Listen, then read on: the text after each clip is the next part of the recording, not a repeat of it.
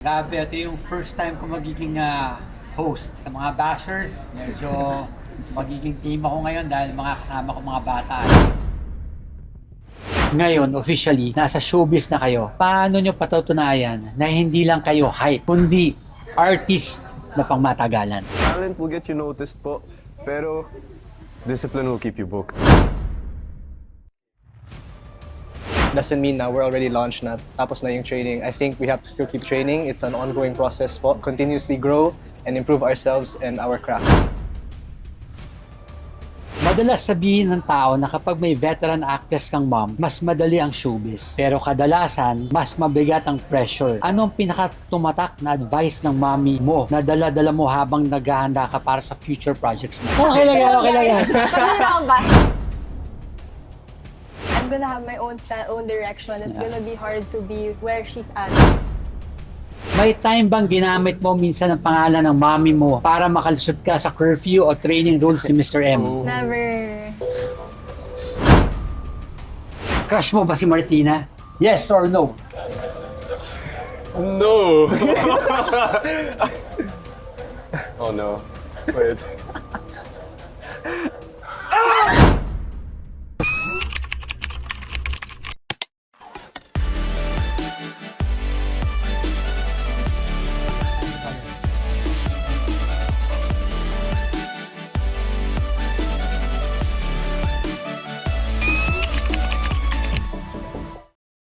Guys, welcome to my YouTube channel. Grabe, ito yung first time ko magiging host. Grabe, ito yung first time ko magiging host. At ito rin ang first time na hindi ko kasama si Honey. So, tingnan natin. Sa mga supporters namin, good evening. Sa mga bashers, medyo magiging team ako ngayon dahil mga kasama ko mga bata. Pero may challenge pa rin ako sa inyo yung 3 million. Ngayon, excited ako ipakilala sa inyo ang Starworks Block 1. Nandito si Chan, si Adam, si Nico, si Kisha, at si Martina. Diba? Ready na ba kayo? Yes! Ready na!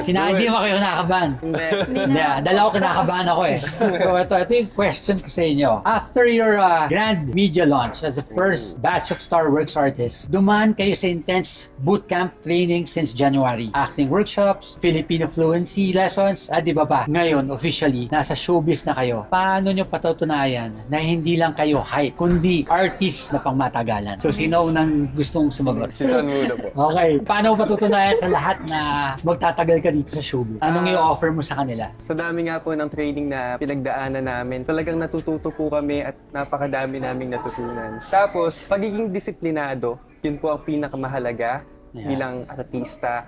At patuloy po namin gagalingan at ibibigay namin yung pinaka-best namin para maging mahusay na artista. Yes. Ganda. Ganda. Sagot mo, ganda. Sino second? Sino? Like you said earlier, we went through a lot of workshops, Yeah. po, a lot of hard work training, and our most important quote given to us was actually by one of our mentors, si Miss Dimples Romana. Yeah. And it was that talent will get you noticed po, pero discipline will keep you booked. So Yeah. that's what we really keep on our table, in our inventory, na we're ready to perform our best, give what the people want, but also keep discipline inside of ourselves. Nico. Yes, I think I agree also naman po with Chan and Adam.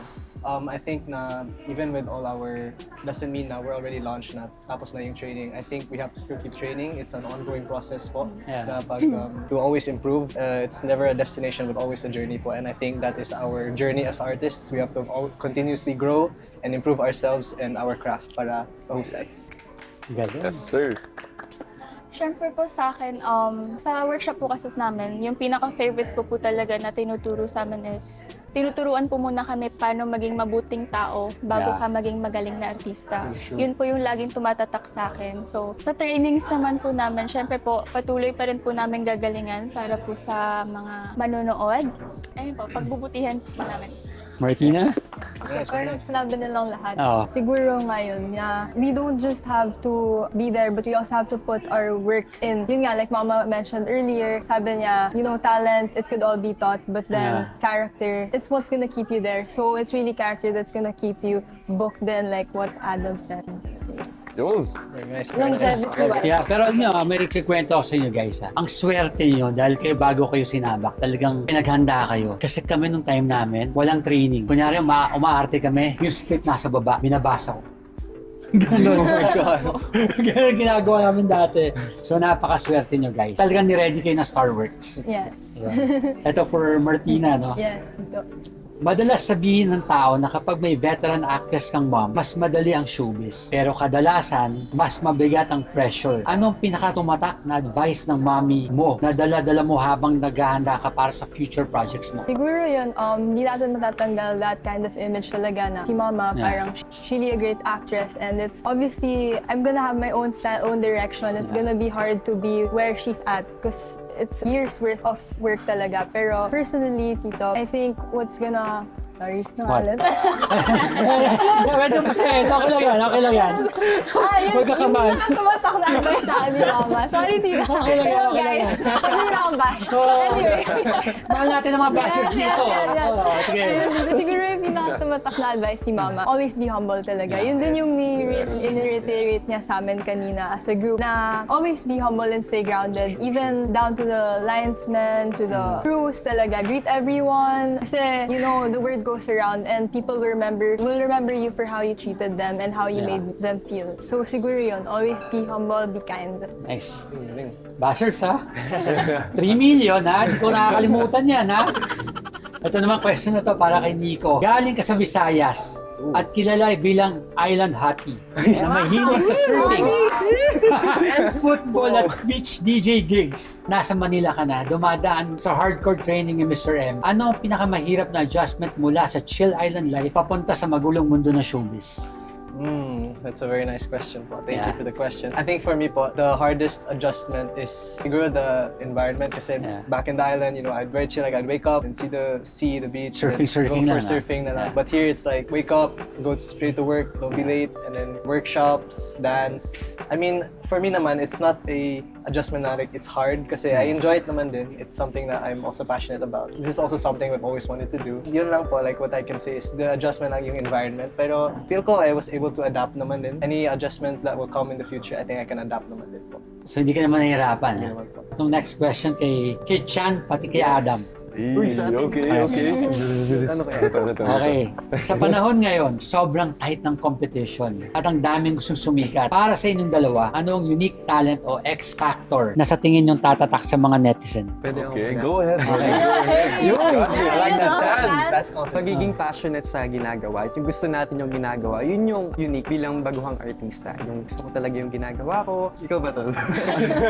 Ayun, for me, my number one thing in life talaga is I love challenges. I love to challenge myself, whether it comes to discipline, whether it comes to working out. I love challenges, and this is a big challenge for me. Yeah. And absolutely, I have hunger and passion for what I want to do when it comes to passion. I think that's my X factor. Well, Galing ha, galing na sagot niya. Talagang dapat hindi half-baked dito dahil kasi pag half-baked mahirap di ba? Kasi masyadong mahirap tong gusto lang to. Talagang maraming bashers, maraming Yes po. so dapat tatagan niyo lang. Yes. Di ba? My last question is kay Keisha. Keisha, isang pirma mo lang ng Starworks contract, biglang nagbagong buhay mo. Ano ang pinakamalaking sakripisyo o bagay na kinakailangan mong bitawan para maabot ang pangarap mo sa industriya? Actually po, before pa po ako mag-Starworks, i-continue ko na po talaga yung modeling abroad. Kasi matangkad po ako. Yeah. And madami na rin pong agencies talaga na lumapit sa akin. Pero nung sinabi po sa akin na may audition nga po sa Starworks, tapos si Mr. M po, talaga sabi ko, sige po, go! Why not? Yes si Mr. po. M talaga, yeah.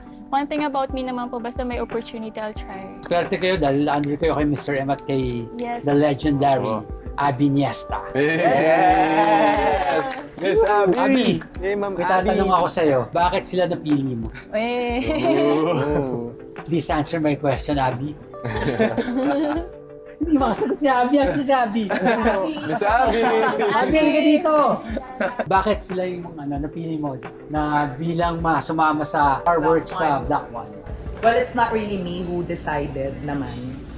Siyempre, kailangan may approval ni Mr. M. But when I first saw each one of them, I know that they all have the makings of a star. That's why they're included in Starworks Block 1. Oh, ayan. Hello po. Ayan si Abby! Alam niyo ba si Abby, kabats ko yan sa nasa EBS pa kami. Huwag po kayong maniwala, mas matanda po. PGIS po siya, elementary pa lang. Dito na tayo sa grabe sigurado, dami na naman nag-bash ito. Ba't ako nagbabasa? Ba't ako nagaganyan? Okay lang yan, bashers.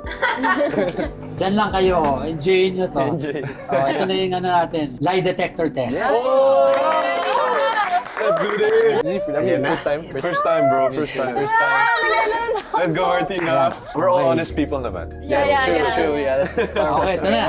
Ready ka na? Yes, I'm ready. May pagkakataon ba na napanood mo yung acting workshop ng co-stars mo dito sa Starworks? Tapos nasabi mo na sa sarili mo na mas magaling pa rin ako sa kanila. Yes or no? No. No talaga, tito. Masasabi mo ba na mas magaling pa rin ikaw sa kanila? Yes or no? No. Yay! Hey! Ayun. Meron pa. Ay, Meron pa. May time bang ginamit mo minsan ang pangalan ng mami mo para makalusot ka sa curfew o training rules si Mr. M? Never. You know? Yes! Oh, Next. next. Wow, survived.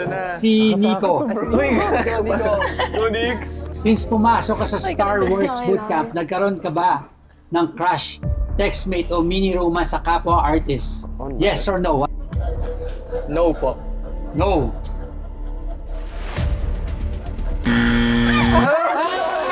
My God! Like this. Meron. Wala po. Sino yung crush mo? Wala po. Sino yung ka-textmate mo? At saka sino yung naka-mini romance mo sa kapwa artist Wala mo? po talaga. Eh, sabi nagla-like eh. Galing po sa Shopee, no? Sino pinaka-crush mo sa lahat sa Black One? Ay, posibleng wala. Meron sigurado. Kasi po yung lahat ng mga babae doon, parang like friends Oo. ko lang talaga, parang like sisters din. You know, No, young- safe answer yan. Hindi ko tatanggapin yan. Meron ka isang crush dito. Sino talaga? Wala po talaga. Ibig mo sabihin, wala kang nagagandahan sa I mean, Black syempre One? naman po, like may... Sino yung pinaka nagagandahan Sila po, ka? sila. Tapos Hindi sila. Isa lang. Isa lang. Oo. Siguro po yung na kasi yung partner ko na lang po sa... Sino yung partner mo? Si Kisha po. Sino? Si Si Kisha. Kisha. Okay. Oh, so, sino naman yung ka-textmate mo? Wala po. Wala. Yung ano daw. Mini romance. Wala po. Ay, sorry. May isa pang question. Ay, isa pa pala. Oo. Sorry. Okay, Nico. Bilang sanay sa beach life, nahihirapan ka ba sa full showbiz styling dahil mas komportable kang nasa board shorts o topless lang? Yes. Nahihirapan ka? Yes.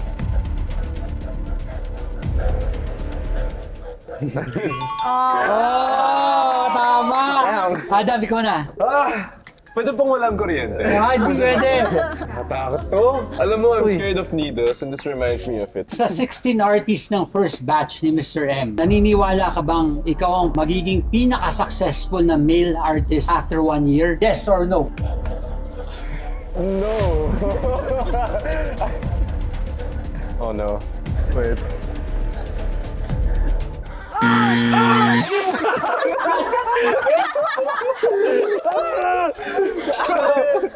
So, dahil nag-lie ka, bakit ka naniniwala ikaw ang pinaka-magiging successful na male artist after 1 year? Anong tingin mong edge mo over sa lahat ng mga kasama mo? Like I said earlier, I like challenges po. Okay. And as much as possible, I want to surpass my challenges. I wouldn't Okay. say that there is a success na ako, but I know I'm here to do my best and that's my goal. Second question, nag-practice ka na ba sa salamin ng showbiz smile o fake laugh para magmukhang natural kapag may nakakasabay kang celebrity? Yes or no? Absolutely no. No ah? No.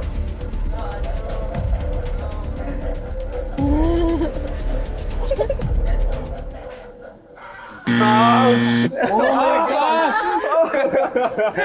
May pa-practice ka pala ng showbiz smile mo ah. Ano ba to? Kasi nga, sa puso mo ang trabaho mo ah. Third question, ito pinaka-exciting. Okay. Okay, crush mo ba si Martina? Yes or no? Yes or no? Yes. Wow.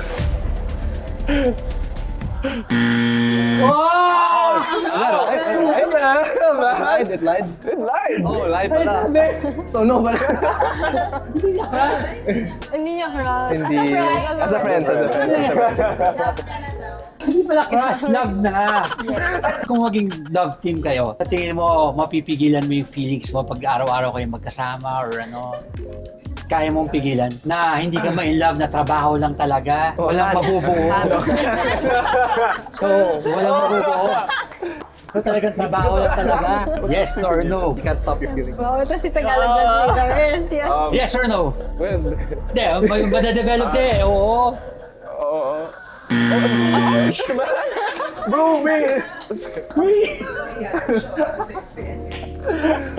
May hindi na pag-ibig sa'yo siya. Ano ba sabi mo? Ano ba sabi mo? Oo. Hindi na. Sorry. Ito. Si Chan. Ano ba? Si Chan. Oh, bashers ha? Let's go! Sana nag-enjoy kayo dito ha. Bash lang kayo ng bash dyan ha. 3 million dapat to. Pag hindi pa mabot to, talagang hindi na ako bilib doon sa mga may-ari ng troll farm nyo ha. Kasi sasatlin ko kayo. Ito ha, ito ha. Teka, nakakatuloy na wala. Sorry, bashers. Ito na, dumating ba sa point na gusto mo nang umiyak o magreklamo dahil sa sobrang hirap ng bootcamp training? Yes or no? No. No.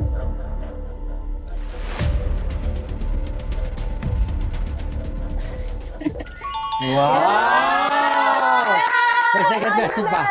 Ito na yung second question. Marunong ka mag-gitara at mag-piano. Ang mga musikero, kilalang mapang-akit. Ginamit mo na ba ang talent mo sa gitara o piano para haranahin ang isang female Starworks artist? Oo, hindi. At sino? Hindi.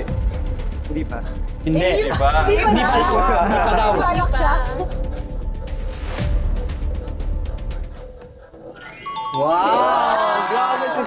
Good boy! Kisha. Ika, Kisha. Taas mo na yung kamay mo. Hindi mo yung kamay mo dito. Kisha, noong pumirma ka sa Starworks, binitawan mo ba talaga lahat ng manliligaw mo para mag-focus sa career? O may secret textmate ka pa rin? Yes or no? Ano sagot? No po. No po. No.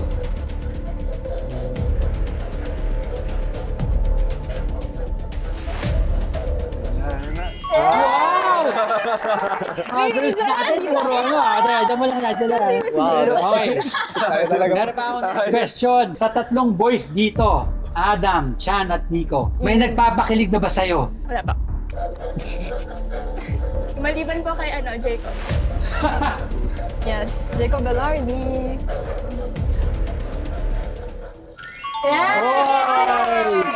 Doon na tatapos ang ating game. Ano masasabi niyo sa mga followers natin at sa mga bashers? Ayan po. Invite niyo sila. Maraming salamat po sa mga sumusuporta sa amin sa Starworks Block 1 at sobra namin kayong na-appreciate. Sana po ay patuloy nyo kaming suportahan yung journey namin at yan, mahal namin kayo. Adam? Yes, of course. Thank you all so much for supporting us always, and sana you stay with us until the end of the journey with Starworks. We're here to give our best, and hopefully you guys enjoy. Yes! Yes, thank you guys so much for supporting us. And I know that a lot of you might not know us yet since we're new, but I just want to say for those that are supporting, thank you so much. And hopefully you'll give us a chance to show our talents and show our skills. And for the bashers naman po, we appreciate your feedback, but we will use that as our learning experience and parang yung motivation to improve. Thank you po. Okay, Kisha. Siyempre po, maraming salamat po sa lahat ng sumusuporta sa amin. Patuloy niyo po kaming subaybayan and marami po kami hinanda para sa inyo at sana po magustuhan. Martina. Thank you so much po sa mga supporters ng Starworks Block 1. At andito po kami to give our best and showcase our talents. And we hope we won't let you down. And I hope that you keep supporting us po because we have a lot of projects in store to share with you guys. Wow, galing. Ako naman sa mga bashers ko ha.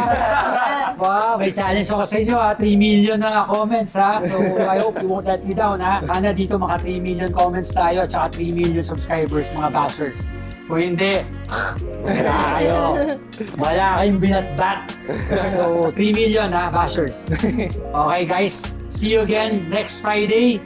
And tomorrow, panoorin niyo yung vlog naman yan. So, bye guys! Salamat. Bye bashers! I love you! We love you guys!